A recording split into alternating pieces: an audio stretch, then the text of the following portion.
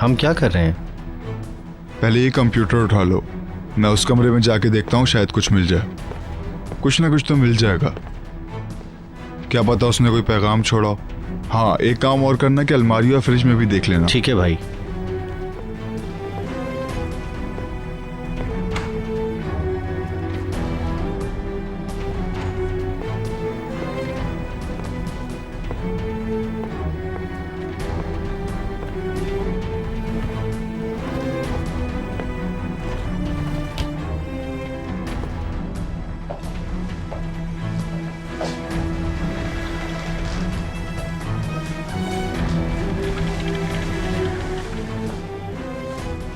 यहाँ कुछ नहीं है। उसके सारे कपड़े भी यहीं पड़े हैं, वो कुछ नहीं लेकर गया। ऐसा लगता है कि वो हमेशा के लिए नहीं गई, शायद उसने झूठ बोला हो। चलो अब जो भी है, सोचकर क्या फायदा। हमें यहाँ पर वही करना होगा जिसका हमें हुक्म दिया गया है। अच्छा, हम यहाँ से कुछ सामान वगैरह लेके जाएंगे।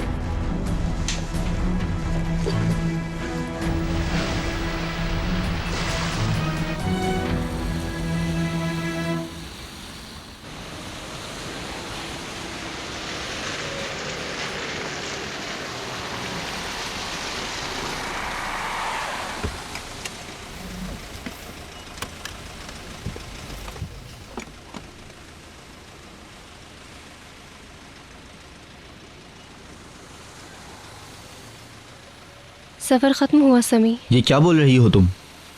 क्या तुम मुझसे कभी नहीं मिलोगी? शायद मैं फिर कभी ना मिलूं। देखो ये गलत है। नहीं जानती आगे क्या होने वाला है। उफ, प्लीज़ ऐसा तो मत करो। कुछ तो बताओ कि कहाँ जा रही हो।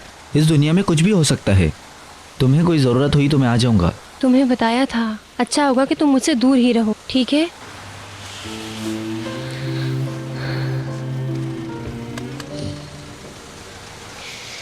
ख्याल रखना। तुम भी कॉल करना जब वहाँ पहुँच जाओ। नहीं कर पाऊंगी। हैचर, अच्छा होगा कि अब तुम मुझे भूल जाओ और अपने काम पर वापस चले जाओ समी। अच्छा ठीक है, अब मैं चलती हूँ, तुम भी जाओ, ठीक है?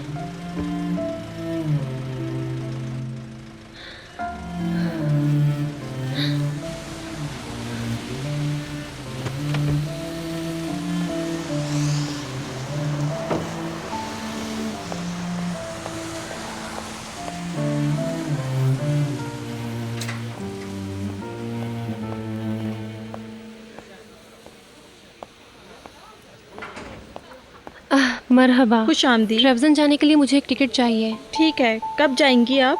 आज ही जाना है।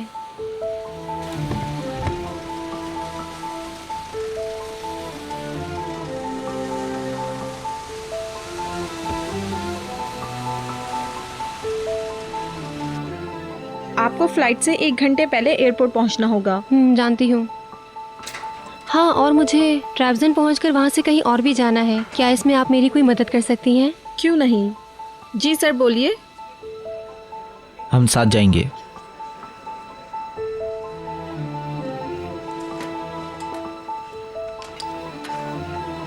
एक मिनट आप लोग इंतजार करें, मैं टिकट बना देती हूँ। अम्मी के पास। अम्मी से मिलने जा रही हूँ।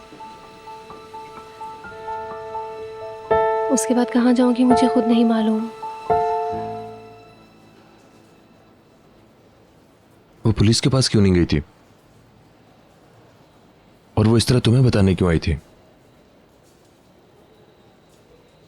क्योंकि वो बदला लेना चाहती है मुस्तफा से। क्योंकि वो बदले की आग में जल रही है। वो अच्छी तरह जानती है कि मुस्तफा की कमजोरी क्या है। वो ये सब कुछ अच्छी तरह जानती है। या वो ये देखना चाहती है कि तुम पुलिस के पास जाओगे कि नहीं, या फिर इस बात से डर के कहीं तुम दोनों फिर से एक ना हो जाओ। उसने इसलिए ऐसा कहा कि यह सजा तुम दोनों के लिए काफी है। यही कहा था ना उसने?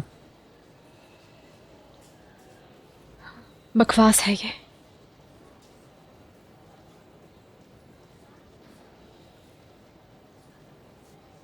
तुम अपने बच्चे का नाम मुराद रखना चाहती हो ना?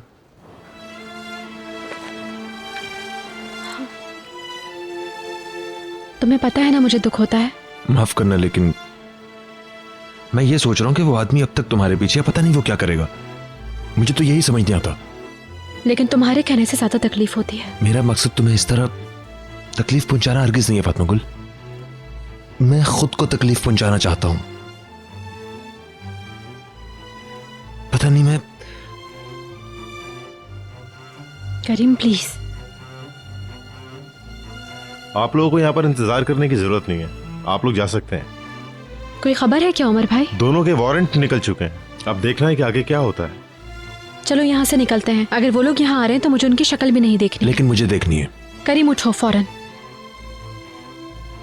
मैं यहीं रुकूंगा, अगर कोई खास बात हुई तो मैं आपको फोन पे बता दूंगा। जी प्लीज घबराओ मत।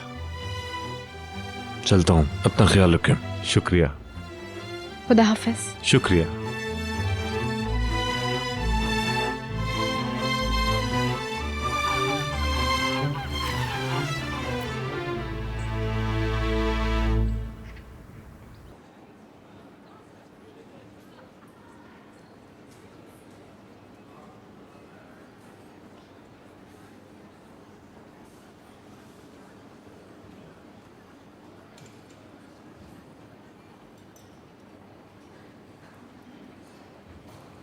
क्या हो गया? कुछ नहीं, मैं सोच रहा था कि मैं किस कदर खुशनसीब हूँ। खुशकिस्मत तुम हो या मैं? आप जो मिली।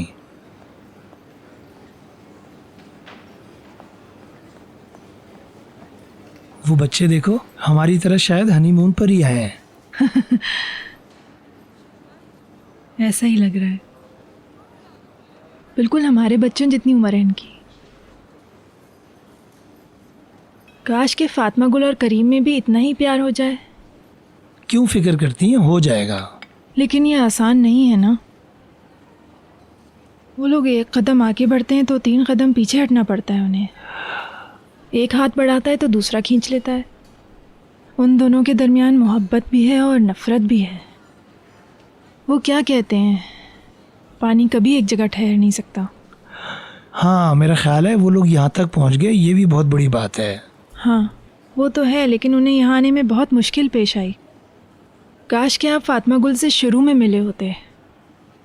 बेचारी बहुत परेशान थी, वो हर वक्त गुस्से में रहती थी।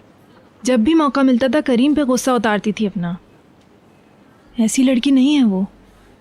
मैं जानती हूँ वो बहुत अच्छी लड़की है, मगर उसके साथ इतना बुरा जो हुआ। हाँ, मगर करीम के लिए सब कुछ आसान नहीं था। वो आज भी शर्मिंदा है। देखना तो ये है कि अब क्या होगा। वो कभी भी नहीं भूल पाएंगे कि उनके साथ क्या क्या हुआ। एक लफ्ज़, एक नज़र और उनके सारे ज़ख्म फिर ताज़ा हो जाएंगे। मुस्तफ़ा अभी तक परेशान कर रहा है करीम को, उसके पीछे पड़ा हुआ है। वो समझता है कि फातिमा गुल मुस्तफ़ा को अपने दिल से निकाल नहीं पाई है अब तक। यही बात उसके दिमाग पे हर वक्त सवार रहती है और वो फिर गलतियां करता रहता है। वो ऐसा सोचता है, वो प्यार करने का दावा करता है उसे खुश रखने के लिए। मैं ऐसा नहीं समझता। मेरे ख्याल में तो ये प्यार सच्चा है। ठीक कहा तुमने। कम से कम वो कोशिश तो कर रहे हैं, बस यही बहुत है मरियम। वो दोनों ठीक हो जाएंगे। मैं बहुत अच्छी तरह जानता हूँ उन लोगों को ज़रूर कामयाबी मिलेगी। इंशाअल्लाह, उन्हें खुश रहने का पूरा हक है।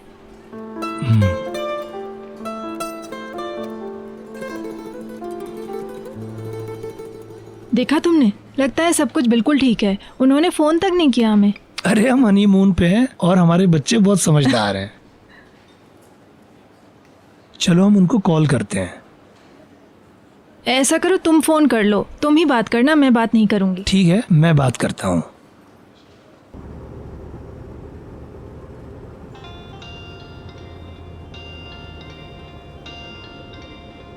कादिर भाई। मत उठाओ। क्यों ना उठाऊं? हम उनको क्या बताएंगे? अरे कुछ नहीं होगा।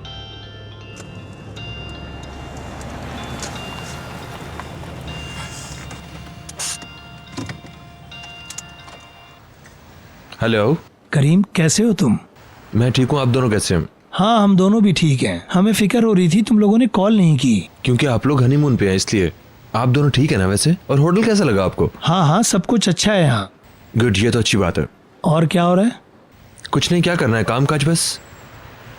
अभी मैं और फातिमा गुल बाहर निकले हैं कुछ चीजें लेने के लिए। कादिर भाई सलाम, कैसे हैं आप? मरियम आपा को भी मेरा सलाम कहिएगा। आपने सुन लिया कादिर भाई? ठीक है, मैं सलाम कह देता हूँ। वक्त निकाल कर कभी कॉल ही कर लिया करो। ठीक है कादिर भाई। चलो करीम, फिर हम कुछ दिनों में मिलते हैं। ठीक है भाई। अपना ख्याल रखना तुम लोग। और हाँ, मरियम आपा को सलाम कहिएगा। ठीक है, वालेकुम अस्सलाम। चलो ठीक है, have a good day. Same to you Qadir भाई। दोनों ने सलाम कहा है। खुदा उन्हें खुश रखे। वो दोनों सामान लेने के लिए बाहर निकले हुए हैं। मगर करीम का तो आज अपॉइंटमेंट था। उन दोनों को तो इस वक्त क्लिनिक में होना चाहिए था। हाँ, मुझे भी अभी याद आया। आखिर वो भूल कैसे सकते हैं? कौन जाने। नज़ीहा खानम ने तो आज करीम को मिलने के लिए बुलाया था और करीम भी उनसे बात करने के लिए बेताब था। क्या हो गया है, क्यों नहीं गए हैं वो लोग आखिर? शायद कोई और काम आ गया होगा ना। मुझे ठीक नहीं लग रहा है, हमें किसी और को फ़ोन करना होगा। तुम्हें इतनी फिक्र नहीं करनी चाहिए। फ़ोन नहीं किया तो सुकून नहीं मिलेगा।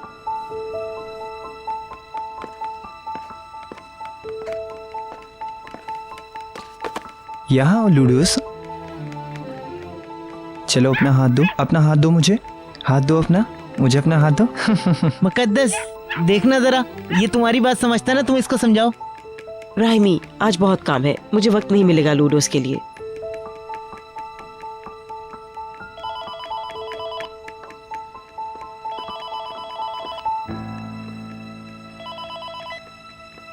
हेलो, रोज किचन, क्या चाहिए? हेलो राहिमी। हाँ, कैसे हैं आप लोग, कैसे हैं? मरियम आपा का फोन है, मरियम आपा का। राहिमी, तुम अकेले हो क्या वहाँ पर? हाँ, यही होता है जब फातिमा गुल नहीं होती है। और करीम भी बाहर है, वो डॉक्टर के पास गया हुआ है। हाँ, डॉक्टर के पास। राहिमी, क्या वहाँ पर सब कुछ ठीक तो है? हाँ, सब ठीक है, यहाँ तो सब ठीक है। देखो, सच बताओ मुझे। वो सच जानना चाह रही हैं। राहिमी, ला मुझे दो। राहिमी, अब मैं इनको क्या बोलूं? अरे दो ना। हेलो, मरियम आपा कैसी हैं आप? क्या हो रहा है वहाँ पे? नहीं, कुछ भी नहीं। तुम लोग कुछ छुपा रहे हो ना मुझसे? नहीं, ऐसी कोई बात नहीं है कि आप लोगों को वापस आना पड़े। मिस्टर उमर संभाल लेंगे। वैसे पता चला है कि मुस्तफा ने करीम पर गोली चलाई थी। क्या? जी, फुराल का कत्ल भी मुस्तफा ने ही किया था। क्या? देखिए, सब ठीक है मरियम आपा, आप बिल्कुल फिक्र ना करें।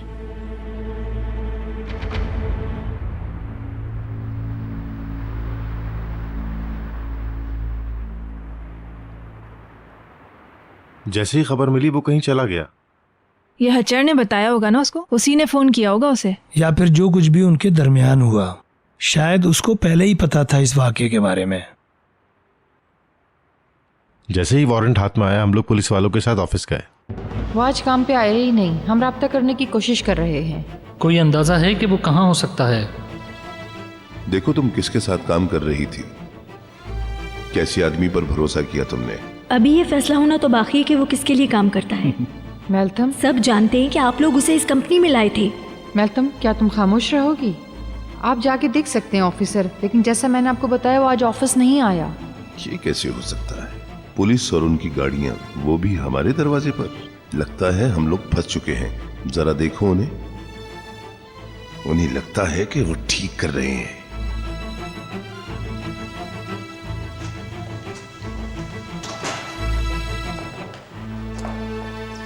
रिशात यशरान ऐसे बन रहा था जैसे वो मुस्तफा को जानता ही ना हो, और सारा इल्जाम एंडर की फैमिली पे लगा रहा था और कह रहा था कि उन्होंने ही नौकरी पे रखा था। ड्रामेबाज। बिल्कुल कादिर भाई, लेकिन अब उनकी कौन सुनेगा? लेकिन मुझे लगता है वो लोग परेशान हो गए इस बात से।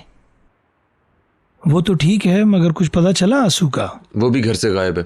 पुलिस उन दोनों की तलाश में लगी हुई है। अगर टैक्सी वालों को पूछे तो शायद पता चल जाए कि वो कहाँ गए हैं। उसके बाद पुलिस उसको पकड़ लेगी, है ना? वो यहाँ किसी टैक्सी में आई थी और टैक्सी में वापस चली गई। मुझे गाड़ी का नंबर याद है अभी तक। मैंने वो देख लिया था अच्छी तरह से। मैंने उसी को नंबर याद कर लिया था। अब मैं वो कभी नहीं भूल सकता, चाहे कुछ भी हो जाए, नहीं भूल सकता मैं। बिल्ली खुद शिकार बन गई और चूहा एक शिकारी। तुम सुबह से यही बात किए जा रहे हो राहिमी। तुम ऐसा क्यों बोल रही हो मुझे मुकद्दस? मैंने मदद की थी मैंने पुलिस की। और मेरे बाबा अलग से इन्वेस्टिगेशंस करवा रहे हैं। ऐसा क्यों सोच रहे हो तुम? अच्छा है कि वो वहाँ गए हैं। पहले वाले हादसे के बाद वो मिलना चाहते थे सरदार से, ताकि उस रात के बारे में पता चल सके, और इसीलिए बाबा उसे लेके वकील के पास भी गए थे। उस रात मुस्तफ़ा ने कहा कि उसे मेरी किश्ती चाहिए थोड़ी देर के लिए, और मैंने उसे दे दी। वो फिर कुछ देर में वापस आया, और फिर मैंने वराल नामी शख्स के कत्ल के बारे में सुना तो मुझे शक हुआ। मैंने उससे पूछा भी था, उसे गुस्सा आ गया। उसने बताया कि वो उस तरफ नहीं गया था। लेकिन मुझे उस पर शक हो रहा था। मुझे अंदाजा नहीं था कि वो इस तरह करेगा। मुस्तफ़ा मेरा बहुत अच्छा दोस्त है। मेरे ख्याल में वो उस रात किसी से मिलने गया था। किससे? ये मुझे नहीं पता, कॉल करते हैं उसे।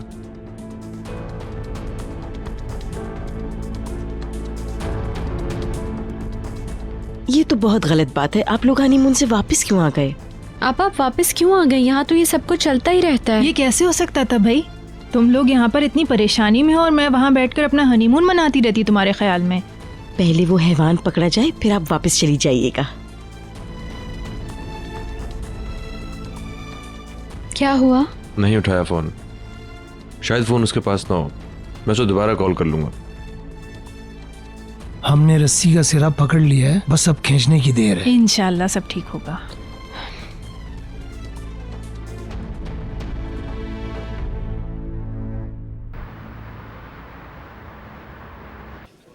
अल्लाह हमारे बच्चों को बचाए परिहान। वो भी हमारे साथ मिल चुकी है अब, और उसी घर में रहती है वो। शायद वो सही मौके के इंतजार में हो। बेचारी लीमान, उसकी तकलीफ देखी नहीं जाती थी मुझसे। वो उस औरत से अपने बेटे के बारे में पूछना चाह रही थी जो एक कातिल की बीवी थी। हिल्मी है।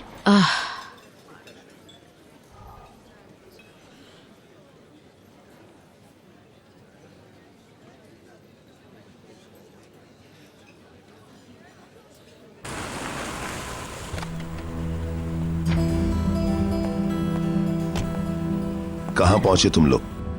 बस हम घर पहुंचने ही वाले हैं। अपना ख्याल रखना, और हाँ ध्यान से, कोई तुम्हें देख न ले।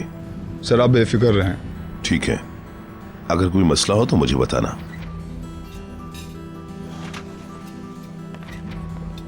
गुड इवनिंग सर, आइए ना। थैंक्स। आ गए सर, ये मुझे दीजिएगा। एक मिनट, जरा मैं अपना सेल फोन निकाल लूं। शुक्रिया। माफ करना, मुझे देर हो गई। मैं आज बहुत बिजी था। बहुत थक गया हूं मैं। सारा दिन भाग दौड़ करता रहा हूं मैं। तो आज की दावत किसके नाम है? मुस्तफा का जश्न मना रहे हैं हम। बस मेरा दिल किया मेरी जान। जिसे देखो एक ही बात, परेशानी परेशानी परेशानी। कुछ वक्त तो मिलना चाहिए ना, ताकि हमारे दिल को भी कुछ सुकून मिल जाए।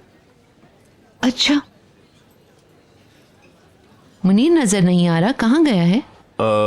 उसे कोई जरूरी काम याद आ गया था। वो इस सिलसिले में किसी से मिलने गया है। खैर छोड़ो, तुमने खाने का ऑर्डर दिया या नहीं दिया?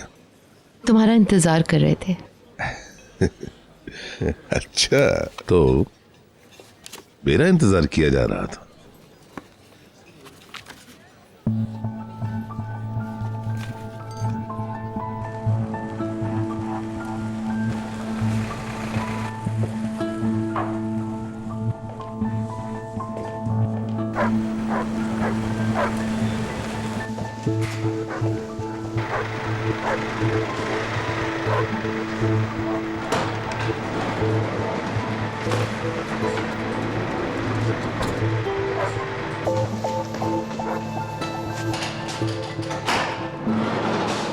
चलो,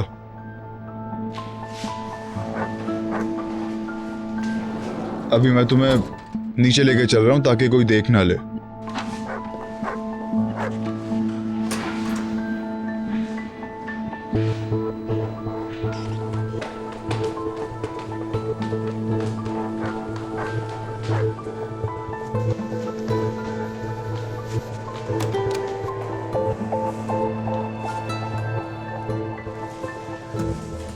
कैसे हो? कैसे हैं आप? घर पर कोई नहीं है, सब छुट्टी पर गए हुए हैं।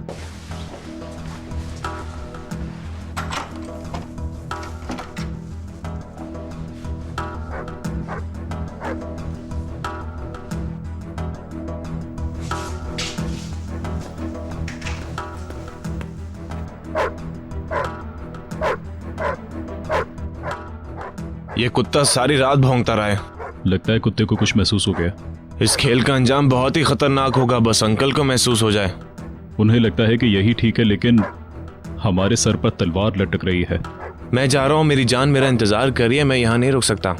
तुम इस हालत में अपनी जान का सोच रहे हो? जेल में जाने का सोचो। यहाँ रुककर इंतजार करने से तो बेहतर होगा कि मैं घर जाकर आराम से सो जाऊं। मुझे क्या, कम से कम मेरे पास मौका तो है ना। ये तुम्हारा मसला है अब।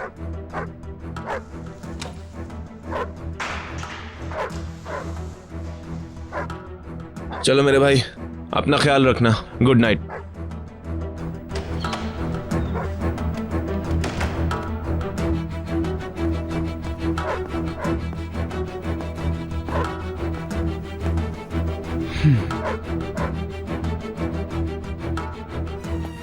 बस यही है और कुछ नहीं मिलेगा। देखो अब बर्दाश्त करना पड़ेगा।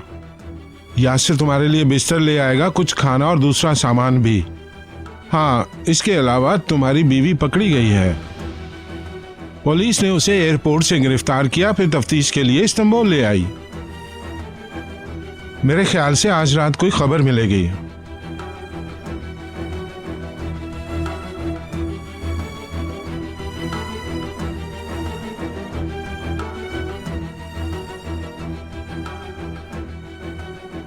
तुम्हारी बदनसीबी के इतना बड़ा जख्म मिला है, वो भी किसी और से नहीं, वो भी तुम्हें तुम्हारी बीवी की वजह से मिला है। शायद वो दूर इसीलिए गई थी ताकि पुलिस को ना बताना पड़े। हैचर तुम्हारे बारे में बहुत कुछ जानती है। वो जानती है इस पुलिस वाले खेल के साथ जो मेरे साथ खेला गया है। वही जानती है कि इसे क्या करना है। वो तुमसे पूछेंगे कि तुम खामोश क्यों रहे, तुम इस तरह से क्यों बचा रहे हो एक कातिल को। तुम्हारे हर दाव पेच को वो अच्छी तरह से जानती है। वो हर गुनाह जो तुमने मुझसे करवाया है, शुरुआत से लेकर आखिर तक, वो ये सब जानती है कि इस खेल में सिर्फ तुम्हारा हाथ है। हमारे साथ हो इसलिए पुलिस से बचे हो। और देखो, कोई बेवकूफी मत करना।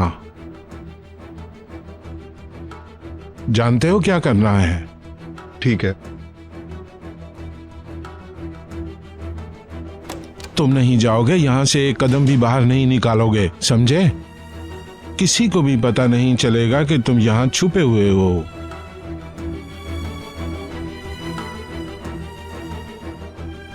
ये लो, दूसरी चाबी है मेरे पास। हाँ,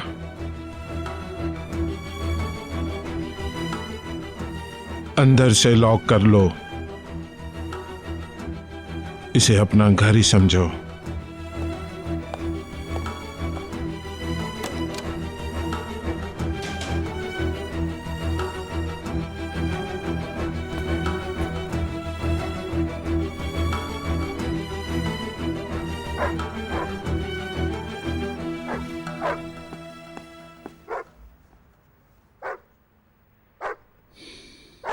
लगता है ये कभी चुप नहीं होगा।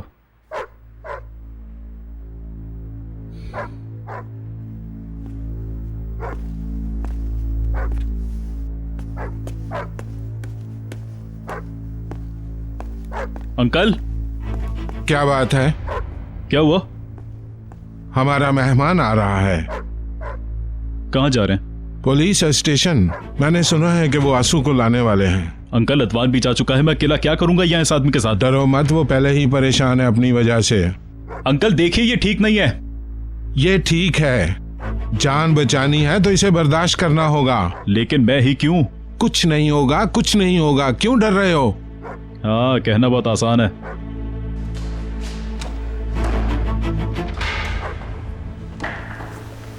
मैं चलता हूं अब।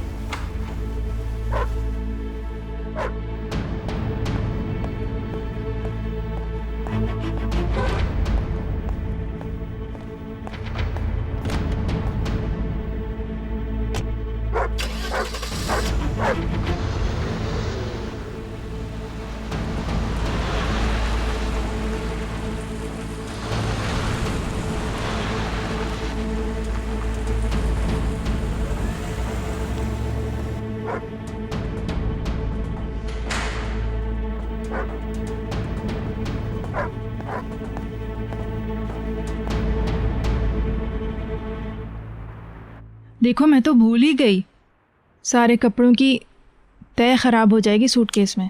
हाँ पाप, सही कह रही हैं। अच्छा हुआ आपने हैंग कर दिया इसको।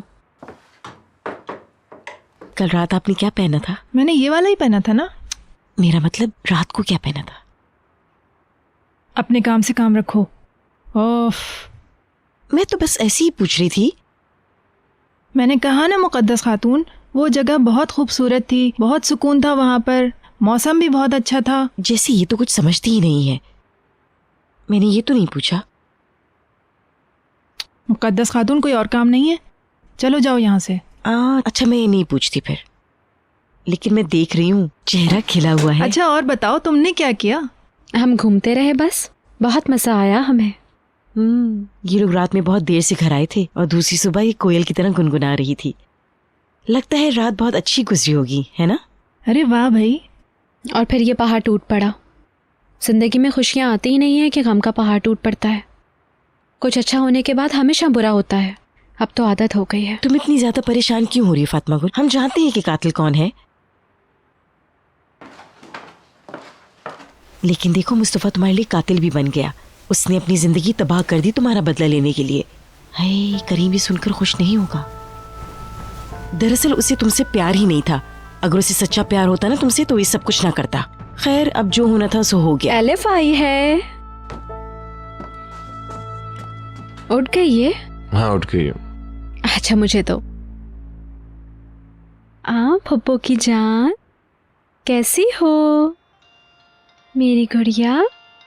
ये मेरा फोन बज रहा है क्या? करीम, तुम्हारे बाबा का फोन है, बाबा का। हेलो करीम, कैसे हो बेटा? मैं बिल्कुल ठीक हूँ, लेकिन आपने कल मेरी कॉल क्यों नहीं उठाई थी? मैं उस वक्त वकील के पास था मेरे बेटे। तो वो सरदार ने क्या अपना बयान दे दिया? हाँ, दे दिया है। मुस्तफ़ा उसकी कश्ती लेकर गया था। बहुत सारे लोग गवाह हैं। मुस्तफ़ा अब नहीं बचेगा करीम। इंशाल्लाह। अब मैं एलिफ को नए कपड़े पहनाऊंगी। मेरा सलाम कहना। हाँ, फातिमा कुल सलाम कह रही हो। शुक्रिया। आपने किसी से मिलने का कहा था, कौन है वो? हाँ, मिस्टर अहमद, वो एक अखबार के मालिक हैं। वही जिसने इश्रांस की खबर छापी थी। उसे मेरा पता चला तो उसने मुझे मिलने के लिए बुला लिया। हाँ, गालिब उस्ताद के दोस्त हैं वो तो। मैं अभी उसी के पास जा रहा हूँ, देखते हैं क्या बात होती है। बाबा, आप मुझे कह रहे थे कि जरा संभल के चलो, और खुद आपने वहां सब कुछ हिला दिया। मैं ये किस्सा खत्म किए बगैर ऑस्ट्रेलिया नहीं जा सकता हूँ, वरना कभी मुझे सुकून नहीं मिलेगा।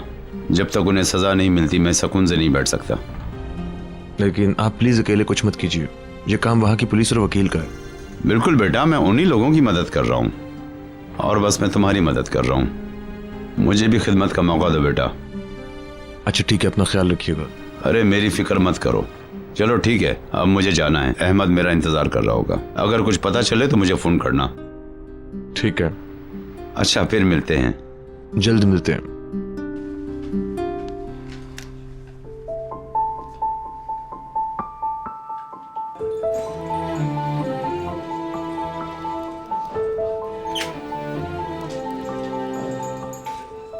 खुशामदीद सर। बहुत शुक्रिया। मैं मिस्टर अहमद से मिलने आया हूँ। वहाँ बैठे हुए हैं। शुक्रिया।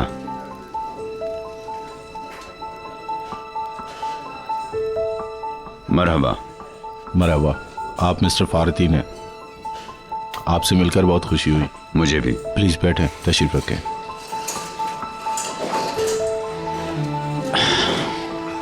फारतीन साहब, मुझे आपसे करीम के केस के बारे में बात करनी थी। जरूरी बातें हैं जो आपको पता होना चाहिए।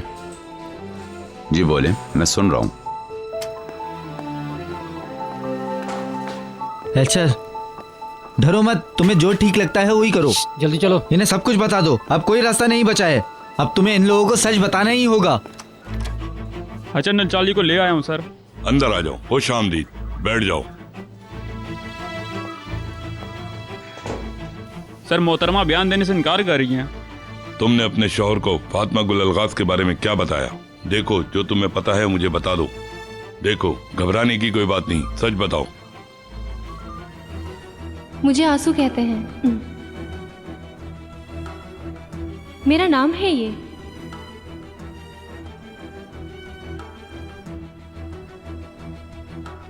हे, तुमने क्या नाम बताया अपना? मुस्तफ़ा। मुस्तफ़ा, मिलकर खुशी हुई तुमसे। मैं तुम्हारी खामोशी को हाँ समझूं या ना? देखो लड़की, तुम इस केस की बहुत अहम गवाह हो, इसलिए तुम्हारी बात सुनना बहुत जरूरी है। और अगर तुमने हमें सच नहीं बताया तो तुम वापस नहीं जा पाओगी। देखो, तुम्हारी हालत ठीक नहीं है। इस वक्त तुम माँ बनने वाली हो। नहीं चाहता कि तुम्हें तकलीफ हो और हमें भी कोई तकलीफ ना हो। जब मैंने पहली बार अपने अखबार में लिखा था तो मुनीर टेलसी ने मुझे खामोश करा दिया था और फिर उसने मुझे धमकी भी दी कि मेरा अखबार बंद करवा देगा वो, और इसी वजह से मुझे पीछे हटना पड़ा। क्योंकि मेरे पास कोई सबूत नहीं था, इसलिए इसी में मैंने अपनी भलाई समझी। तो इसका मतलब ये हुआ कि इसी की वजह से सब पीछे हट गए? हाँ बिल्कुल। फिर मैंने सुना कि ये केस दोबारा से शुरू कर दिया गया है, तो फिर मैंने भी काम शुरू कर दिया। लेकिन मुझे जो पता चला वो तो बहुत ही ज़्यादा अजीब है। जैसा कि डॉक्टर ने जो रिपोर्ट दी उसी की बेस पे मीडिया को बताया गया कि ये रेप नहीं था। अच्छा। मगर वो डॉक्टर और उसके साथ जितने भी लोग इस केस में मुलविस थे वो सब के सब या तो रिटायर हो चुके हैं या फिर नौकरी छोड़ के जा चुके हैं। हाँ, मगर उस डॉक्टर ने बोर्डरम के पास कहीं ये ज़मीन खरीदी है जिसकी सारी डिटेल इस फाइल के अंदर मौजूद है। इस केस के मजीद लोगों को भी मैं तलाश करने की कोशिश कर रहा हूँ। आप ये देखें, उसने हादसे के 6 महीने बाद ये ज़मीन खरीदी है। इंतजार भी नहीं किया? पहली बात तो ये कि इस केस के सारे एविडेंस उन्होंने ख़त्म करा दिए हैं और जितने भी लोग इसके साथ जुड़े हुए थे वो सारे तितर पितर हो चुके हैं। मगर मज़े की बात यह है कि उनमें से एक का मुझे पता चल चुका है, जिसको मैंने बहुत मुश्किलों से ढूंढा है फारिदीन साहब।